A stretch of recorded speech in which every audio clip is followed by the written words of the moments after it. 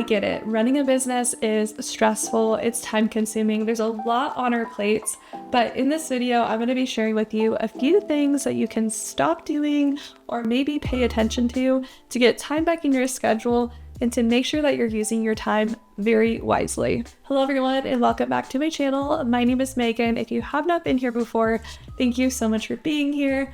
Welcome to my mini series. I'm so excited to start this little series where I'll be sharing 5 big mistakes you may be making in your graphic design business. So definitely be sure to stick around because over the next 3 weeks, I'll be sharing a new tip with actionable steps that you can actually use to grow your graphic design business and start to see some success. But let's talk about marketing strategies that aren't very effective. I get it. Social media is a love-hate relationship. I hear a lot of us saying, I hate social media. I don't like showing up online. I don't like filming myself.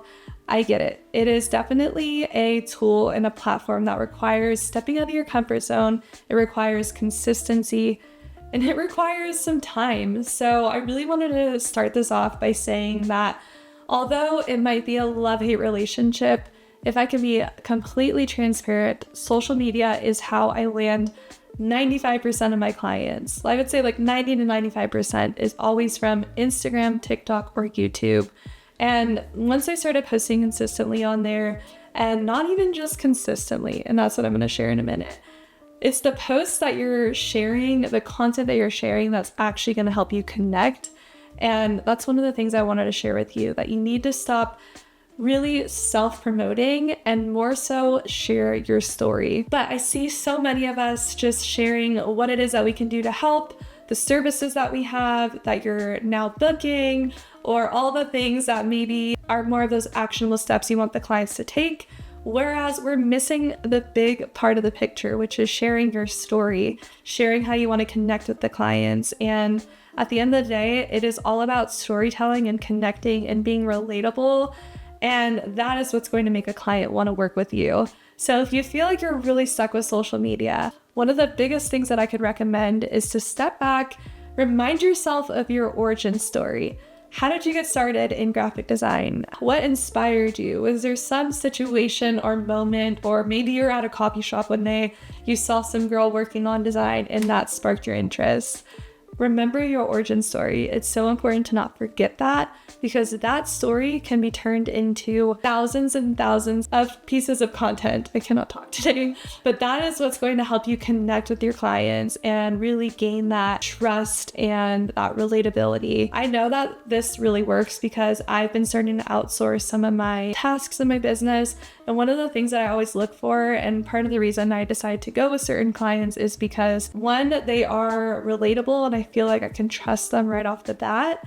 And 2, professionalism is so important to me, and they have a really good system in place.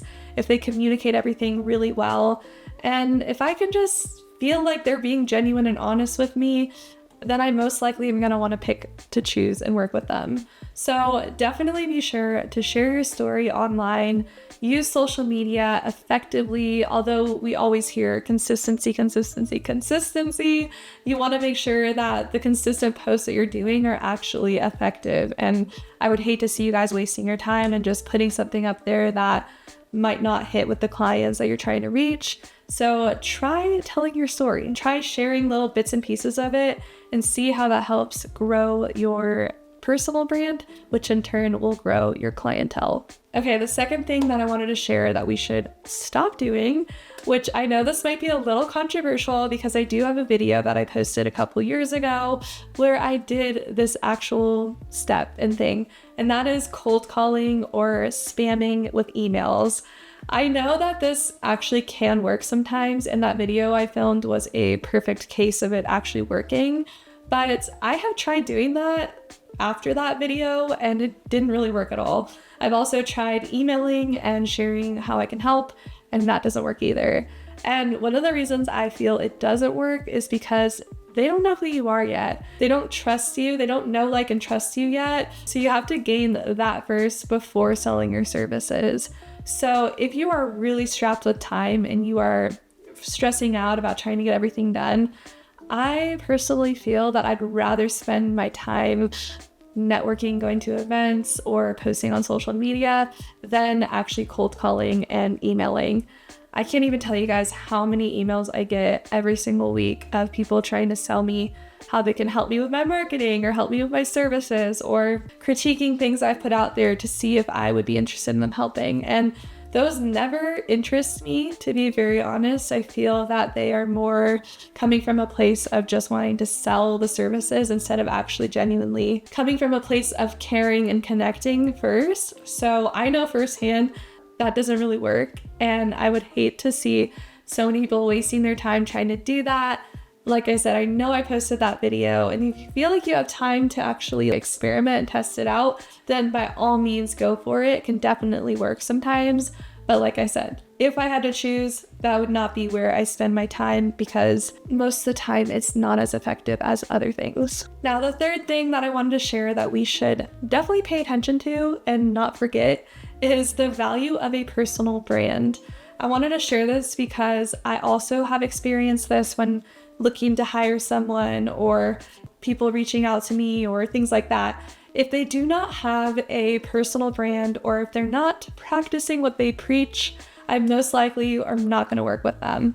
So think about this in your own personal graphic design business. Do you have a beautiful, aesthetic, curated feed on your Instagram? Do you have a beautiful website and nice portfolio? Is your website functioning properly? Because I have been to designers' websites where there's things off, or I've even had it on my site where there might be a typo or a photo not loading properly. Be sure that when you're doing the outreach, when you're sending those proposals over, that you're checking your personal brand and you're actually practicing what you're preaching on that initial discovery call. Because I guarantee you, especially if your packages are a little bit higher on the price, that they're probably going to go check and see if you're actually putting the things you share into action, and that you actually have a good background into what it is that you're going to be helping them with. I have had so many clients come to me and actually want to work with me because they like my website. So that's just proof that it really does help. And clients are definitely going to go do their research, see if you have testimonials, see if you have a website, what's your personal brand like, who are you, before they actually send over that initial deposit. So definitely be sure to not undervalue a personal brand. Okay, the fourth thing I wanted to mention that we definitely should not forget about is to not forget how important networking events are.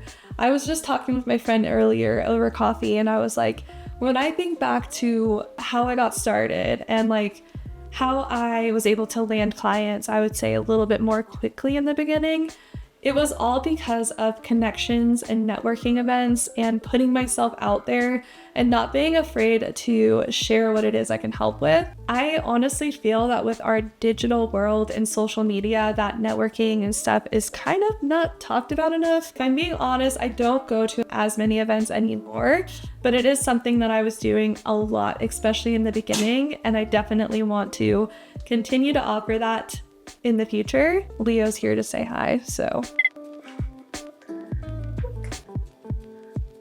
But networking and really showing up and being super genuine in person and confident and friendly and all of that goes a long, long way. And if you go to those like small business meetings or maybe trade shows, hand out your business cards, if they actually see you in person and see how excited and passionate you are about it, that's gonna stick out, and they're actually probably gonna wanna hear more about your story, connect with you more.